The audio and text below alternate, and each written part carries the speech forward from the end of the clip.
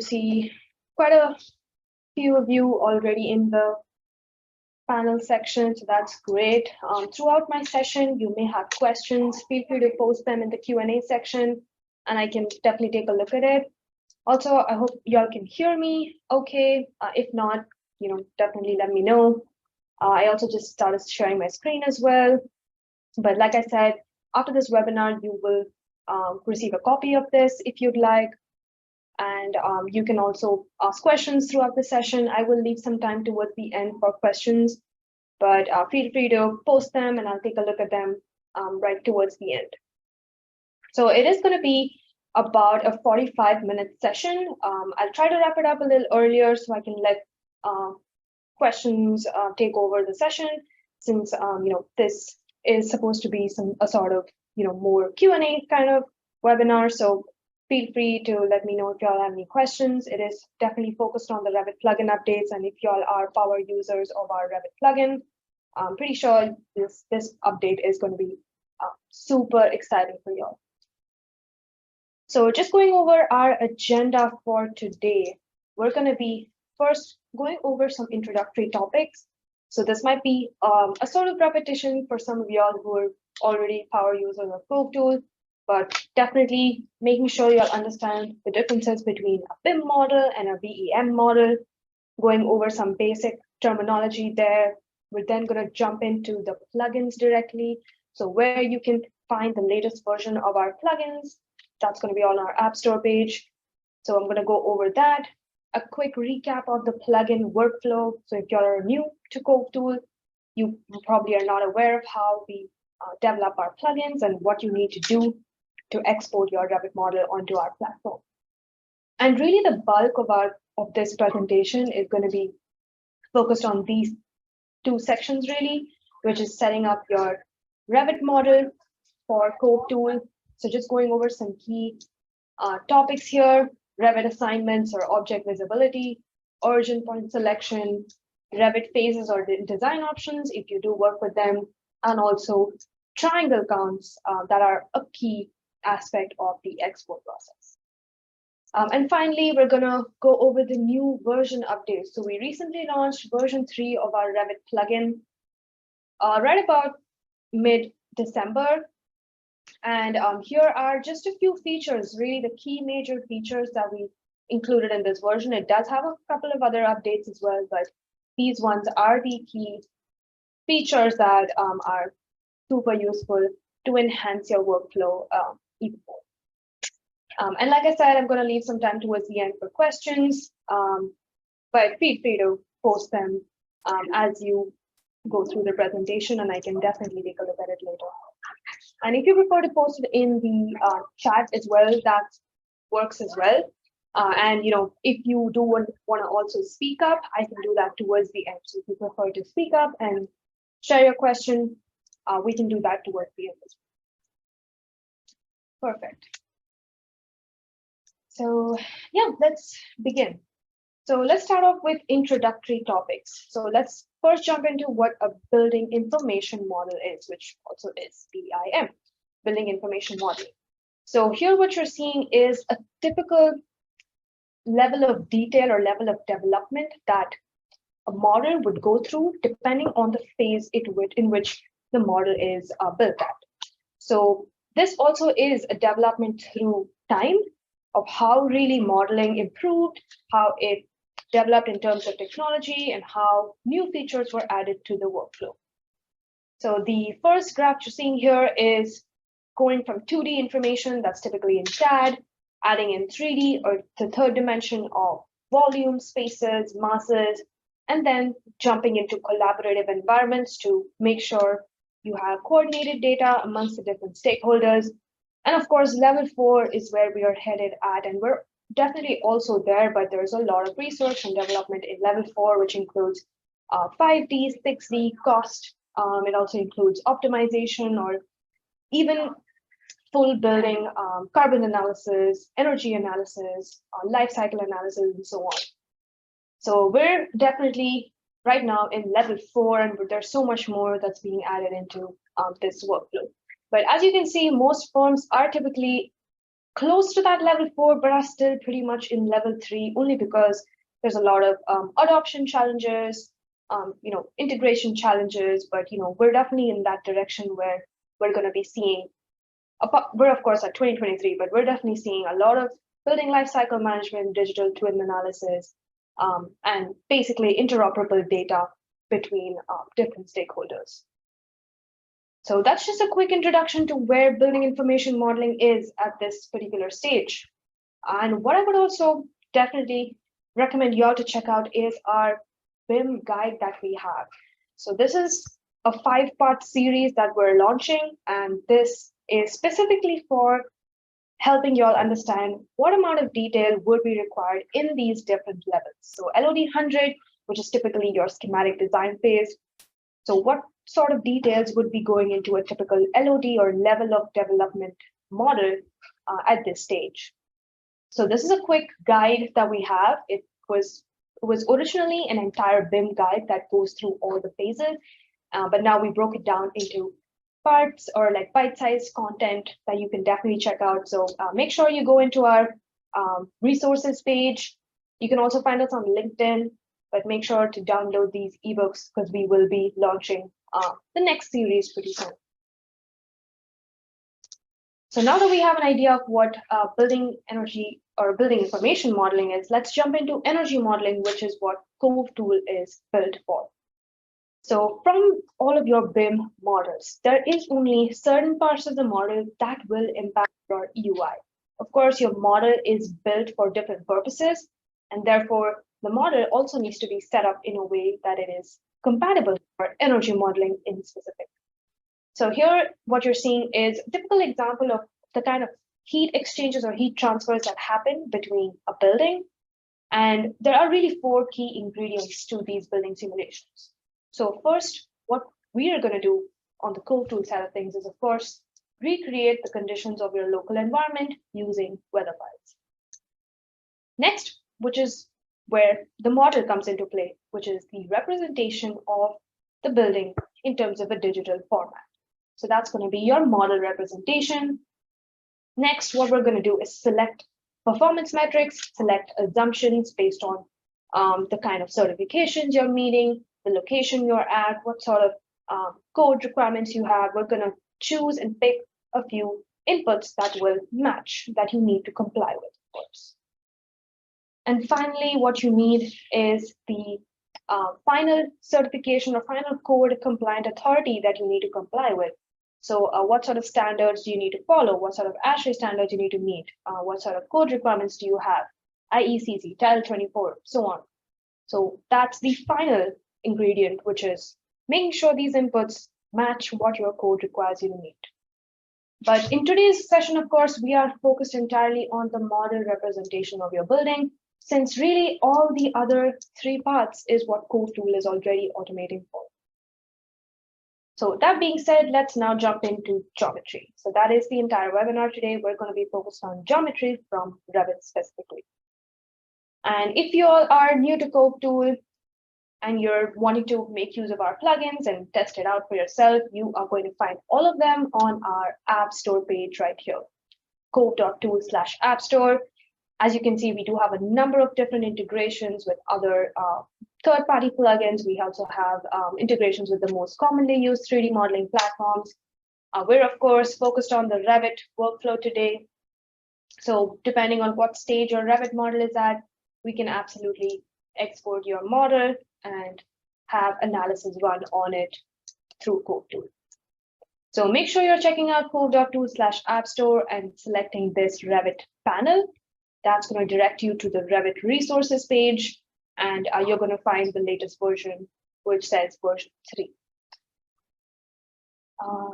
So again, let's now jump into the workflow of the plugin. Now that you have your plugin downloaded, let's jump into what that interface of the plugin looks like and what the workflow is. So as you can see, there are quite a few buttons here, but really the export process is only a 4-step workflow. So the first step would be to update your login. So you're gonna, once you do have access to our platform, of course, you can quickly give us your username and password. As you can see here, Once you're logged in, you're just going to now go into step 2, which is to select your project. So you select the project and insert the project origin. And I'm going to come into why that project origin is important. I'll jump into that aspect in the next few slides. But basically what we need is a point of reference for your building so that we can place it on your project location. So once you give us the project that you want to link your model to and the origin, you're going to jump into the next step, which is to create your cove tool views. So that's the third button here that says create cove tool views. That button is going to generate these 13 different 3D views in your project browser. So I'm going to jump into each one of them in just a bit, but what this button is doing is basically running a geometry script and generating 3D views in your project browser that have certain preset filters to grab geometry that is most relevant to build your energy model. So just as an example, we of course need all of your exterior facing walls. We need all your floor slabs, your roof slabs, your window or glazing areas. So these 3D views are only going to grab those objects based on visibility and provide them in terms of these broken up 13 views.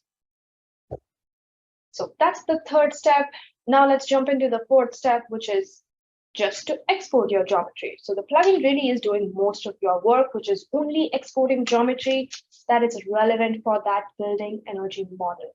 So we don't need everything that goes into a BIM model. We only need these views, again, out of which really only a few are required. So either you can choose to just click on export all, which is basically just means that whatever is visible in these 11 3D geometry views out of the 13, that's what's going to be exported. But if you choose to export only certain parts of your building, all we really need is exterior walls. That's a requirement. We do need exterior walls. We do need floor slabs, the building height, the roof slabs, and your glaze. So just 5 inputs for geometry is all we really need to build our energy and daylight model. But if you choose to add more data to your export, then you can, of course, definitely add skylights, interior walls, shading strategies, spandrels, outdoor floors, and below-grade walls. And of course, furniture as well. So those are optional views, which you can choose whether or not you would like to make a part of your export. And finally, step 5 is to just go back into Cove tool and refresh your project geometry page, and you would then find all the areas extracted from these views.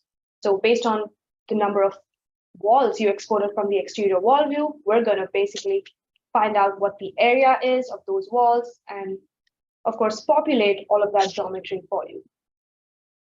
So that is really the quick workflow of the plugin. Even with the new version updates, we did not change the workflow. It still remains the same, but we've added way more functionality, such as the cove tool linked geometry, which is definitely something I'm going to talk about in the next few slides, but that just means that we're now able to link geometry from a linked file.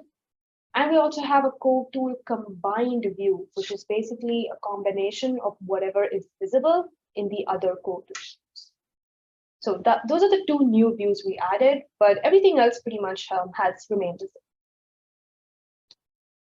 Perfect. So now that you all are familiar with the workflow, let's quickly jump into how to set up your Revit model for the most efficient export to cove tool. And there are quite a few things that you can do to improve the workflow, but I've highlighted 5 aspects that will be really enough to make sure that you all don't have any issues exporting. So let's jump into that real quick. The first one that I'm going to be talking about is Revit assignments. And by Revit assignments, I mean the preset filters that these 3D views are looking for. So what I'm calling it is Revit assignments and object visibility. So what this slide is going to be telling you is what sort of requirements or identity data do these views require in order for it to be identified? So for example, let's take a look at all the wall categories. So as you can see, we have a below grade wall view, we have an exterior wall view, and we also have an interior wall view. So these three, out of which only one is required, which is your exterior walls. But of course, if you want daylight results, then your interior walls will be crucial to be included. So let's take a look at the identity data that the plugin uses to distinguish between the three. And what you're going to typically look at when you use a typical wall family or a wall type is the properties under construction. So here, as you can see, hopefully y'all can see this screenshot, but what the plugin really is looking for is this function parameter right here. And within that, there's a dropdown which basically lists out what type of wall type it is. So there's exterior wall types, interior wall types, foundation, retaining, soffit, core. These are the types that Revit has. And in order for the plugin to identify and distinguish between the three is the ones I mentioned. So exterior function would mean exterior walls, interior function would mean interior walls, and for below grade walls, we're looking for either one, foundation or retaining. So if you use any of these types, you're going to find all those walls visible in that cove.tool view. So like I said, all of these views are based on visibility. So whatever is visible in these cove.tool views is what's going to get exported to cove.tool. So let's say, for example, you're not really looking at analyzing any of those below grade spaces since they will not receive any daylight. You can just absolutely hide everything in that below grade wall view, and cove.tool is not going to have any geometry since it was empty. So it's all based on visibility in this plugin. Next up are your slab categories. You have your floor family and your roof family. These are also required categories, which means that geometry does need to be present in these views for us to build that energy model. And in these two cases, it's pretty straightforward. As you can see, if you've used a roof family, you're going to find all those objects visible in the roof view. If you've used any object or if you've modeled any object using the floor family type, floor family system type, then you're going to find all those slabs, floor slabs visible in that cove.tool floor view. So that's pretty straightforward.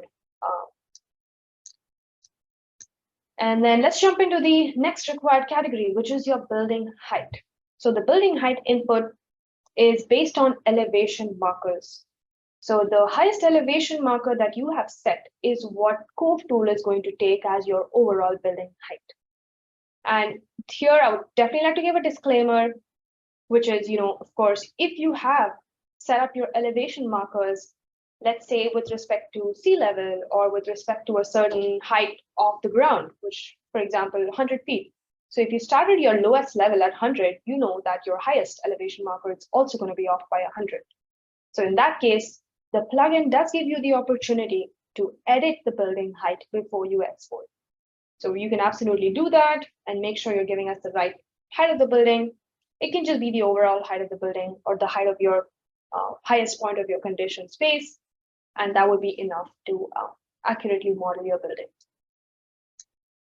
Moving into the next two categories, windows or glazing, which is the next or really the final required category for your energy model and daylight model. And what the plugin here is looking for is any sort of window families, curtain walls.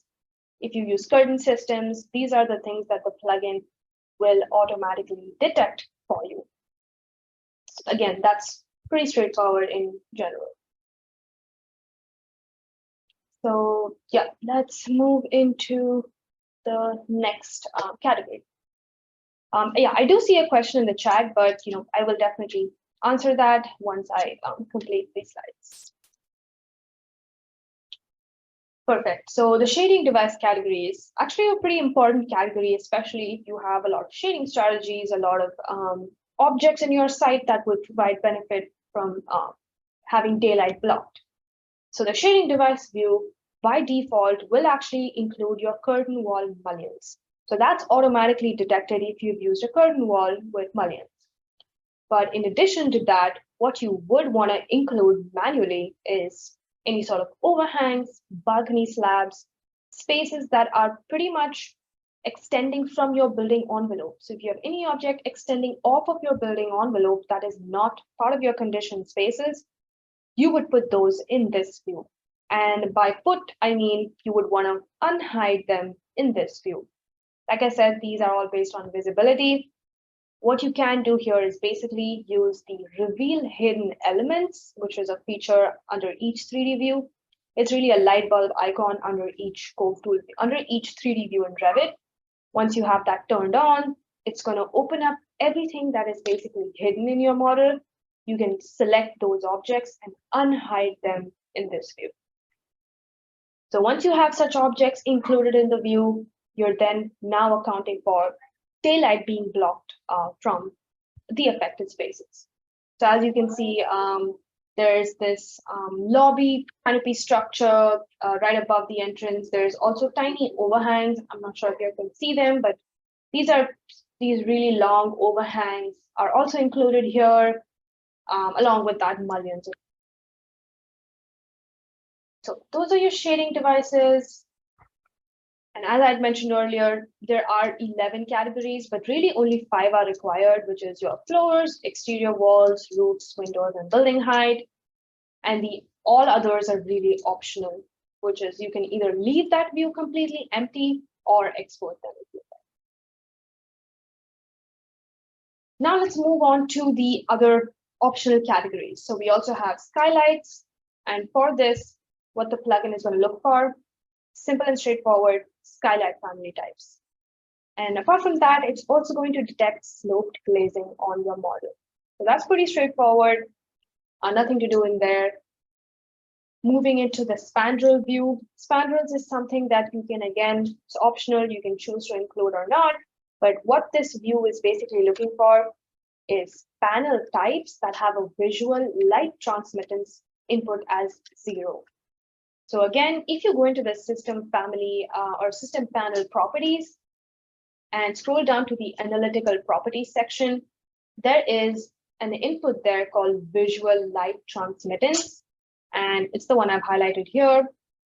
And what we're looking for is that number to be 0, which is basically what the definition of a spandrel is. It's a solid opaque object that is basically not as highly insulating as an exterior wall, but does have some thermal properties that will insulate the building when compared to a window. So you can definitely either have these panels have that assigned property and have the plugin detect them for you, or you can go the old-fashioned way and use reveal hidden elements and unhide these panels. So either way works, but this is the assignment for the plugin to identify, which is having a weighty percentage marked as 0. Finally, the next two ones, outdoor floors. There is currently no identifier for this view, which typically just means that this view is generated empty. So you will not find any object automatically detected in here, since it is an optional view and it really doesn't impact most of your analysis. But you can choose to include all of these outdoor spaces within your view by unhiding them. So you can choose to bring in sidewalks, pedestrian paths, patio areas, courtyards, anything that is in contact with the outdoor ground. You can absolutely bring it in manually through the reveal hidden elements and run our 2 simulations, which include sun hours and radiation. Those will have an impact on providing these. And finally, furniture objects. It's again straightforward. It's really going to detect every furniture object that you have included in the model. And again, you can choose to include them or not. It depends on the amount of detail you have in your model. It only really affects 2 simulations, which is your COVID occupancy assessment, which is a simulation you have on our platform, and also our lead views credit. So if you are not pursuing these 2 simulations, then you can just hide everything in the furniture view and make sure you are exporting just the right amount of data. That is definitely a crucial step. You don't want to overload the export size only because there's just that much amount of information you really need for an inventory model. Awesome. Let's jump into the next setup, that is your origin point. So the origin point, I quickly did mention that just about a few slides ago, but this is an important step to make sure that you are placing your building in the right location. So when you go into step 2 of the plugin, if you remember, which is to select your project, there's also another input for your project origin. And what we've done is given you 3 options here to choose your project origin. So either you can stick to the origin, internal origin that Revit has, which is not an editable origin point, it is fixed. So if you didn't set up your project base point or Revit survey point, that would typically mean you probably model your building close to that internal origin. But apart from that, we also have the options of choosing the project base point or the Revit survey point. And we recommend using the project base point only because you can, of course, edit both of them. You can edit both survey and base point, but typically the base point is what most firms use to geolocate the building. So once you've chosen those points, you want to make sure that that point is relatively close to your building. So here, that's the base point. So here in this case, 1, which is the project base point, is pretty much close to the building. That would mean it would be accurately placed on your project site on cove.tool. If you use, for example, this internal origin in this example, that would mean that point is going to be the offset in this distance, both, of course, X, Y, and Z. That's how far it's going to be on your project location that you give us. So just make sure whatever point you choose, have that building relatively close to the, have that point relatively close to the building, so you're not having to move your building too much or really locate your building on the project address you give us. And yeah, so if you need to look at where you can find that in your Revit model, you're going to go into the visibility and graphics settings and then scroll down to site. And typically they would be unchecked. So you want to just click on the checkbox next to project base point, survey point, and have them made visible so you can move them around up to the right.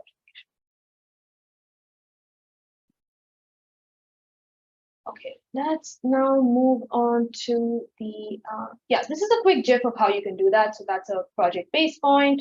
So as you can see, that project base point is pretty close. It's at the lowest level. Same with the elevation as well. So that's how you would quickly do that spot check on how to locate it. Perfect. Now let's go into Revit phases. So this may or may not be applicable depending on how you've set up your model. But if you do use phases and you would like to, let's say, analyze a renovation simulation, so you're looking to analyze what sort of results you get at the existing phase of the model and then the renovated phase or your new construction or on an add-on. So of course, there will be some steps that you need to do in order for the plugin to identify which phase you're exporting your model from. So what you want to do is first, if you do have such a scenario, you probably would have already set your model objects to the right phase. But as you can see, what I'm doing here in this quick GIF is making sure these objects are assigned to the phase relevant to where they're supposed to be. So if you have a part of your building that is the existing condition, so you would need to first make sure all the walls, glazing, floor slabs, roof slabs are all set at this phase created section, which has existing, new construction, or whatever phase you really created. Once you do that, you want to change the phase of the entire model. So once you've assigned individual objects, you now want to make all those objects in that view visible in that phase. So you would change the phase of the entire model after you've selected the element. So let's say you want to only export your existing part of your building as one cove.tool project. So then change that phase here to new construction or existing, and then go into your plugin and say create cove.tool views. So basically the gist of it is the plugin is going to look for the active phase that is open here to generate your cove.tool views. So it's just a matter of making sure geometry is visible in the right view. And a similar logic applies to design options. If you are, or if your firm uses a lot of design options for your exterior facade, for your interior layouts, that is a typical example. There is, again, a set workflow for the plugin to identify geometry from those design options. So first, of course, to use geometry from a design option with cove.tool, the chosen design that you want to upload must be set to primary. And that's a requirement because the plugin will only identify geometry from that primary, the one that's set as primary, and also the one that's in the main model. But if you'd like to use other design options, you can pretty much follow these steps that I'm going to be explaining, which is first, of course, go into your design options panel, select the geometry or select the option that you want to set as primary. So you can basically, let's say you want to go with option 2, you want to make that primary and apply. And once you've done that, go back to a 3D view and again, create your cove.tool views. So we need geometry to be identified by the plugin set as primary. But if you don't have design options, you don't have to worry about it. We're pretty much just going to look for geometry that's either in the main model, which is it's not part of any design option, or it's set as primary.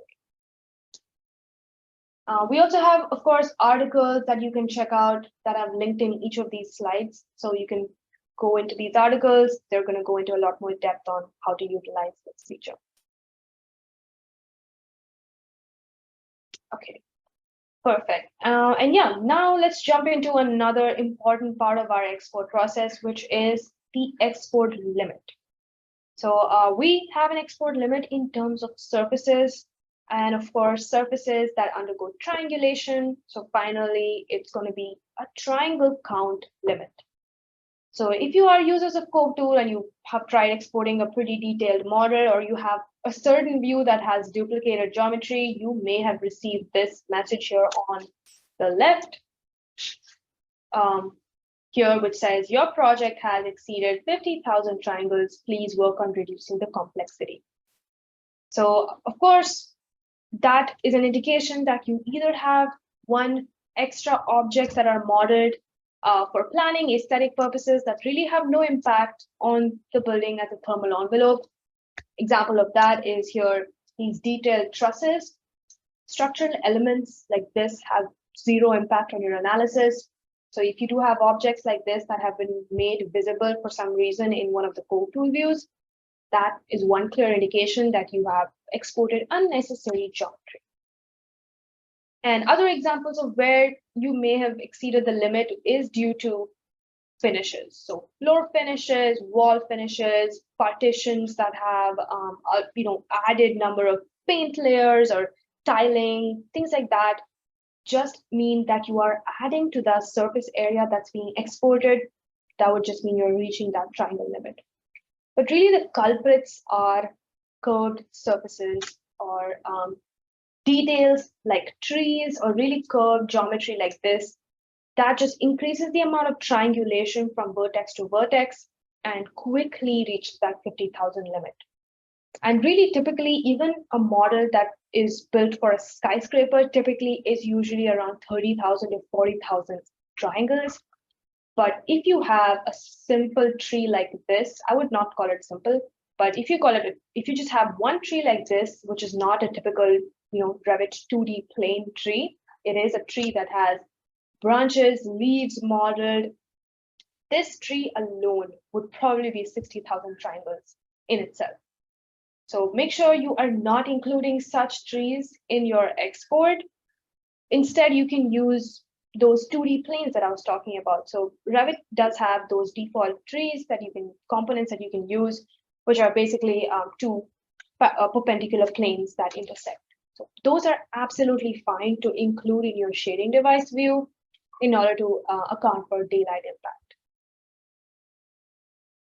impact. But yeah, other objects would be staircases, landings. Room tanks are actually fine, but typically you would want to hide them. Here, exterior elements, balconies, overhangs, these should not be exported as floor objects. I did mention that earlier, you would actually export them from the shading device view and not your floor view or roof view. So those are quick tips here on how to avoid getting this error here. But yeah, let's now jump into the most exciting part of this webinar, which is what new features we launched in this version of the plugin. So version 3 is the latest version. Make sure you're downloading this latest version. You will find that version listed on top. So if you already have a Revit plugin downloaded for cove.tool and you're at 2.4 or 2.3, which is our older versions, make sure you uninstall them and have this version set up, since it has a lot of other features that will be super beneficial. Perfect. So yeah, let's jump into the first most exciting feature, which is now we're able to extract geometry from linked models and also have it export to cove.tool, which is really one of our most requested features. So in this version of the plugin, we are now able to detect those linked models. And here I'm just going to walk through the steps.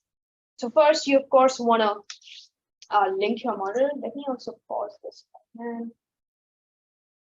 Probably can't. But yeah, so basically what you of course want to do is make sure you have that Revit model linked into the main file.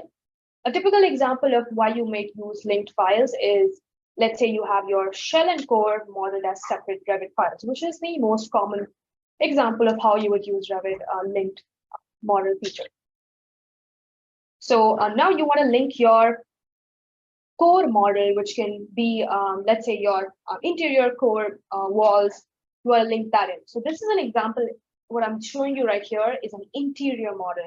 So this example has the entire building, or really the shell of the building, which includes glazing, walls, even the floor slabs in this are included in that exterior shell model. And what I'm doing here is linking that interior model. So once you have that model linked in, all you have to do is just follow the same plugin workflow. So update your logins, select your project, and create your cove.tool views.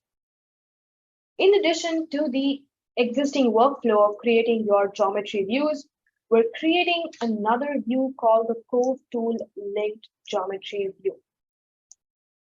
Once you find that in your project browser, open it up. As you can see in this slide this GIF that I'm showing you, open up that linked geometry view and select that linked model. Once you have that selected, you want to then open the relevant cove.tool views you want to have that linked geometry in. So just as an example, in this case, I have an interior model that I've linked in. So what I need to do now is actually have these interior walls visible in the cove.tool interior wall. We're not exporting anything. That just basically means we're not exporting anything from that cove.tool interior or cove.tool linked geometry view. So we need geometry to be moved from the linked view to the respective cove.tool views. So in this interior model, there are also some interior glazing partitions as well. So what you want to do is basically open up your cove.tool interior wall view, open reveal hidden elements, and unhide the linked geometry. So unhide all those interior walls in the interior wall view, and then export your geometry as usual. So you can click on export all or click on export interior walls. So basically the bottom line is we need geometry from the linked geometry view segregated out into the respective cove.tool view. So that's pretty much the workflow of exporting your linked geometry through this plugin. And of course, check out this article, which will detail out these steps a little bit more, since I am briefly explaining what the workflow looks like, but this article will be a little bit more detailed on how to get this to work. And yeah, the next feature that we have is really a super useful in terms of feedback, which is a combined 3D preview. So a lot of times, since these views are segregated into the different parts of the building, users typically don't know what to visualize when it goes into cove.tool. But now with this 3D preview, we're basically going to combine everything that's visible in the other cove tool views. So there are 11 geometry cove tool views.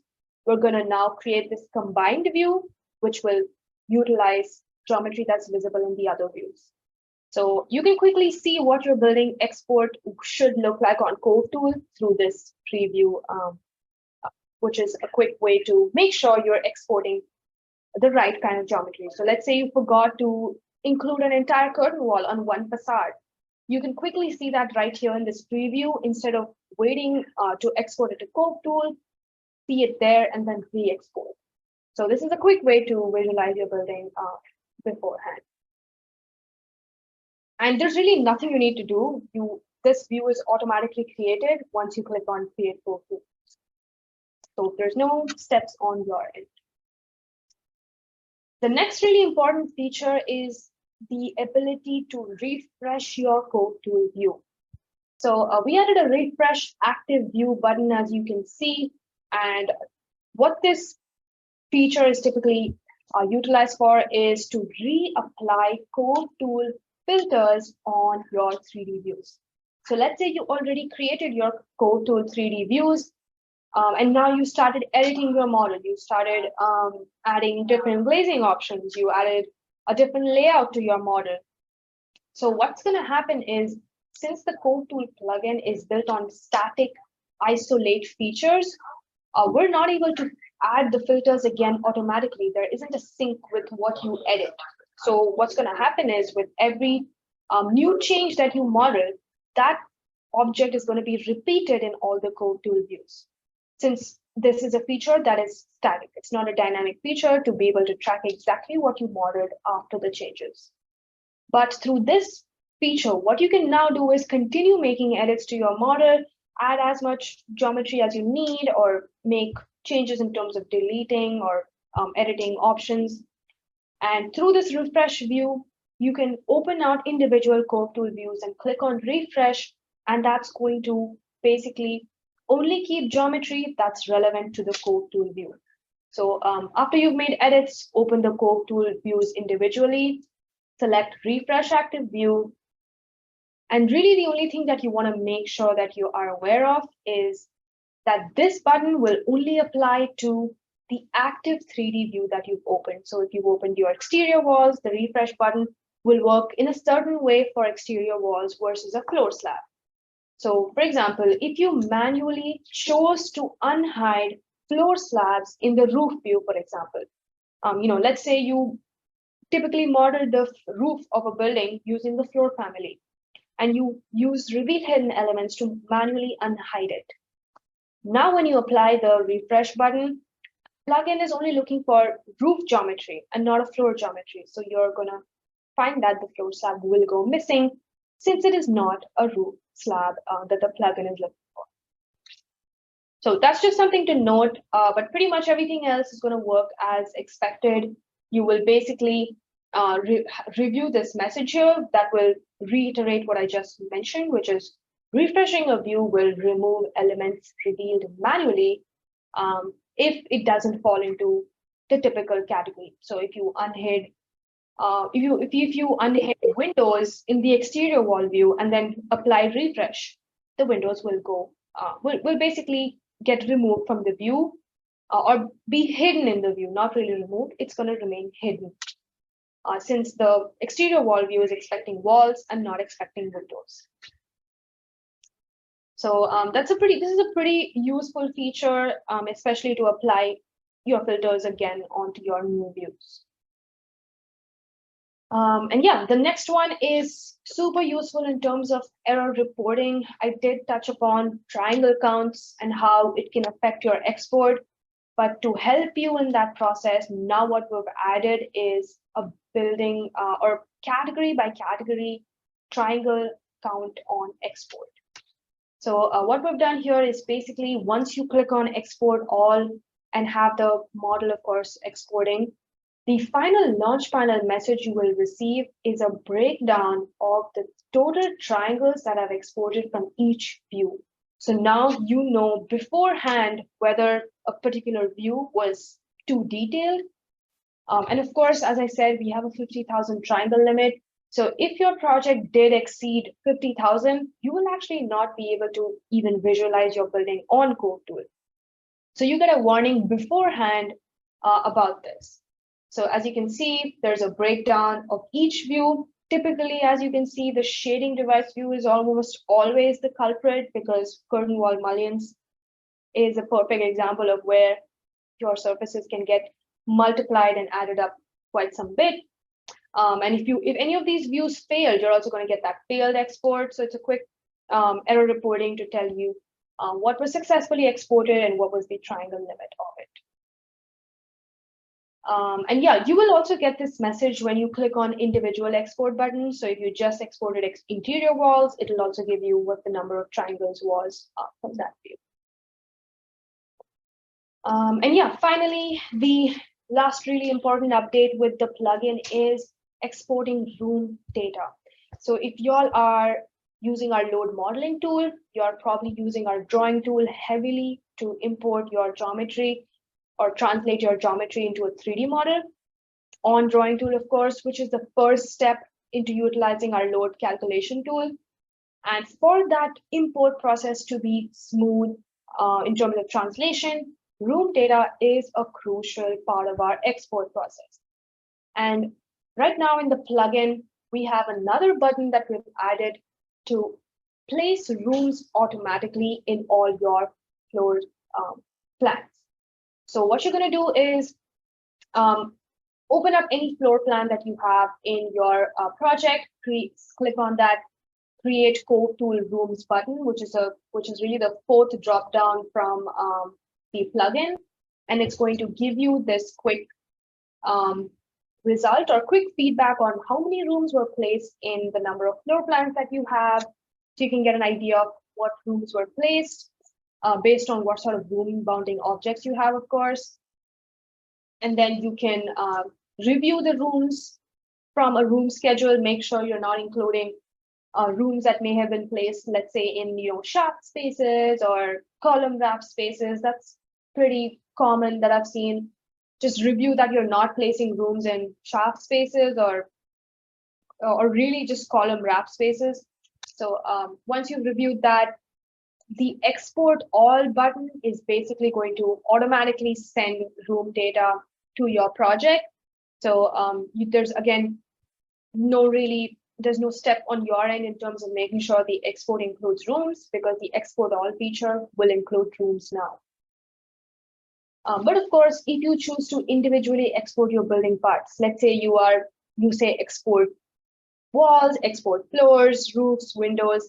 In that case, you of course need to click on export rooms manually, which is also the button, which is also a button that you can see in the drop down, which is pretty much the second to last button in the plugin.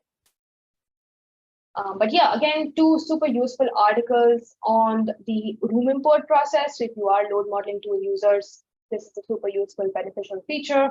Make sure you are checking out the articles related to this. But yeah, that's pretty much all I had to cover today.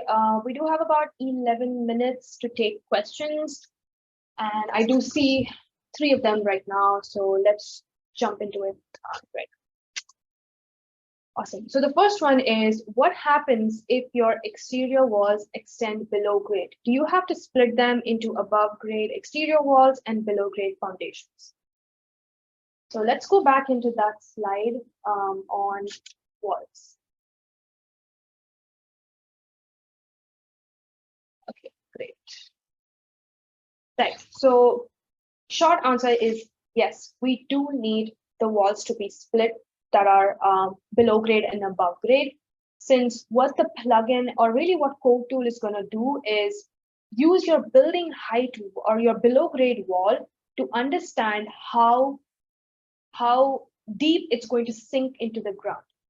So if you have, let's say, a foundation wall that's going from subgrade to, let's say, floor 1 or floor 2, your building is actually, since it's one wall structure, what's going to happen on cove.tool is that the level 2, which is the top offset of that below grade wall, up until level 2, the building is all going to be sunk beneath the ground on cove.tool, which would just mean that it's a not accurate representation of what your building will look like. So yes, you do need to split it at that ground level where it's below grade and above grade. So you would need to assign that wall that's above grade to your exterior wall, and then the wall when it goes below grade will be in your cove.tool below grade wall view. But yeah, let me know if you have any follow-up questions on that, but that is the current workflow. Walls that are both above and below. Okay, next question. Will this presentation be saved on your website? No, it will. I don't think it will be, but I think you do get a follow-up email with the presentation. So I can be sure to have that sent over to you, or anyone else who would like to have it. But typically we do send a recording of the presentation. But if you'd like to have the slide deck as well, I can be sure to have that sent over to y'all as well. Yeah, so another question that we see is building energy model at the early phase now accepted in the AE industry as able to measure bioclimatic building form characteristics? That's an interesting question for sure. So yeah, so absolutely, the building energy modeling has to happen in that early design phase, and it really impacts on how your building form develops, since you are getting those early decisions based on data, based on actual data from your climate, based on what sort of building form, geometry, areas, how it's affecting your overall heat gains, internal gains. All of this is impacted in the early design phase, and it is accepted in the industry in terms of getting those early credits. So for example, in LEED, for the LEED version 4 at least, you have a lot of integrative credits, you have integrated process credits, you have site assessment credits. All of these are early design phase credits that you can get.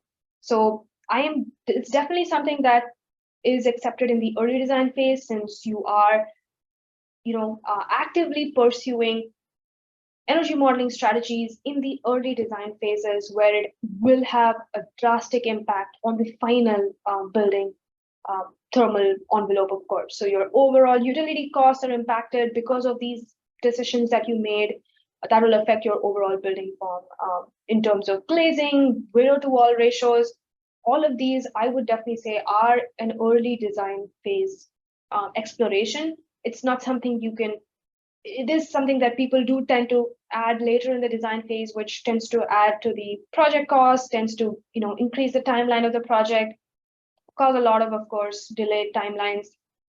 So the trend towards including energy modeling in the early design phase, in terms of credits, in terms of certifications, are all being accepted right now. So hopefully that answers your question. But yeah, make sure to check out some of our ebooks that we have. We have quite a bit of them, and I can post some in the chat so y'all can check it out. But we do have quite a bit of them on how they impact case studies on how they've been utilized in the early design phases. But yeah, definitely check out our resources page to take a look at what sort of early design strategies people have made use of. Okay, next question. With below grade walls, we had a condition with a slope site where some walls at that level were below grade and some above. What is the best approach, and is there a future way to adjust the site in cove.tool to fix the site, pull up the grade to address the unique conditions? Yeah, that's a great question. So in order to work with slope sites, what we typically need is the areas of your building that will receive daylight in the interior spaces.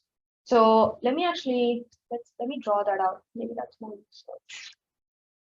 Okay, so yeah, this is a good area to draw. Okay, so let's say I'm basically drawing a section here. So Let's say you have a site like this, and you have a building that's it's pretty drastic, but you have a building like this, but you do have some parts that are below grade. So ground, of course. And let's say you have you have glazing here, so that's a window. Let's say you have um, a window here, or maybe you have maybe the side is sloped, but you have some areas that are visible in terms of light. So let's say I'm going to erase this actually.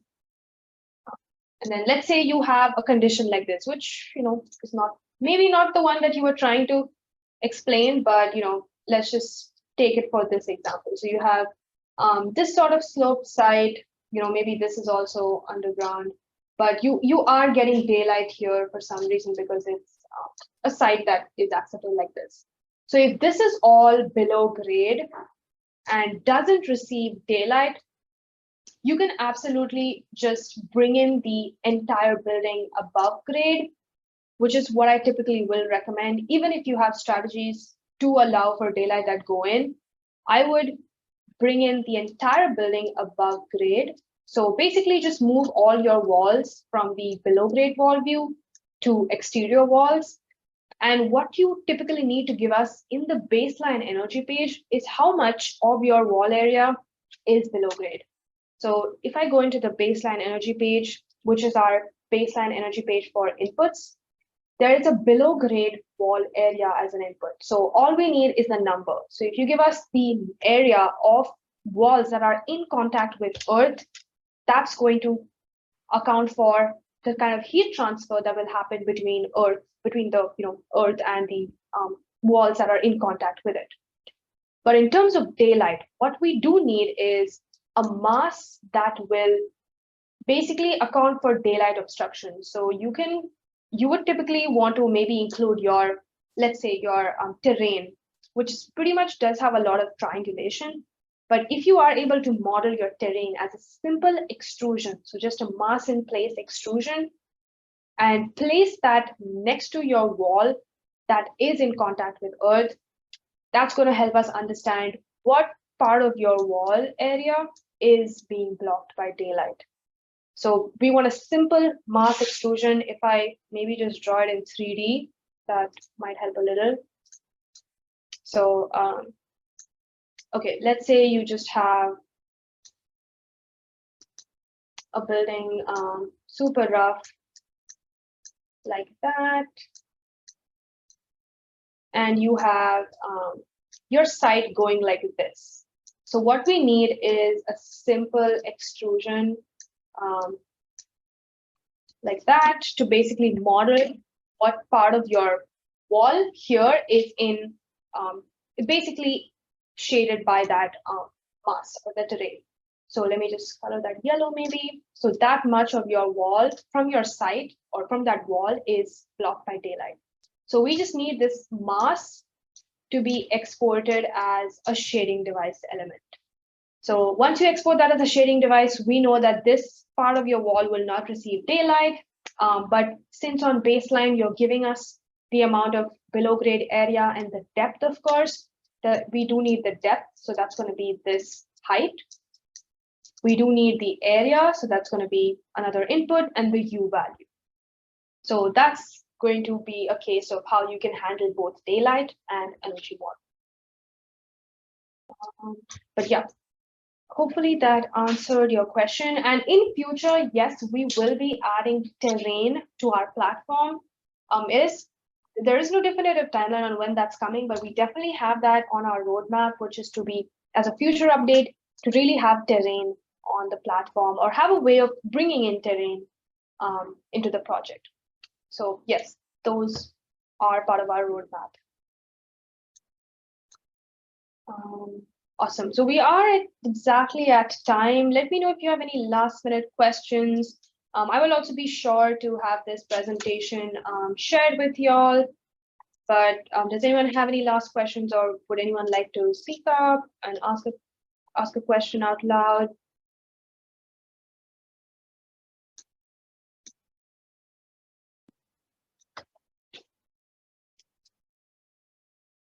yeah, if anyone have any follow-up questions, that also I can also take those. But yeah. All right, looks like there's no other questions. Thanks for hopping on to this webinar. Hopefully it was helpful, and make sure you're downloading this latest version. As you saw, a lot of new exciting features. And yeah, I'll see you all in the next webinar. Have a good day, everyone.